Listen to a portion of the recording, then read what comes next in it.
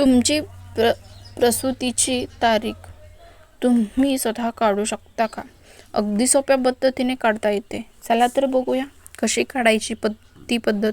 प्रसूतीचे अंदाजे तारीख काढण्याची पद्धत. सर्वप्रथम तुमच्या शेवटच्या मासिक पाळीची पहिली तारीख LMP लक्षात ठेवा.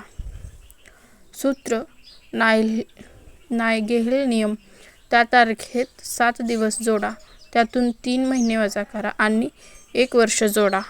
फॉर एक्झाम्पल, जर शेवटची पाळी 10 जून 2025 रोजी आली असेल तर 7 दिवस म्हणजे 17 जून 2025, 3 महिने म्हणजे 17 मार्च 2025, 1 वर्ष 17 मार्च 2026 ही तुमची अंदाजे प्रसूतीची तारीख EDD असेल.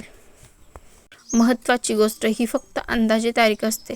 फारच कमी बाळे नेमके तारखेला जन्माला येतात.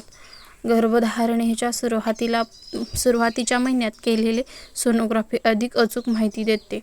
37 ते 40 आठवडे हे पूर्ण कालावधी गर्भधारणेचे काल मानले जातात.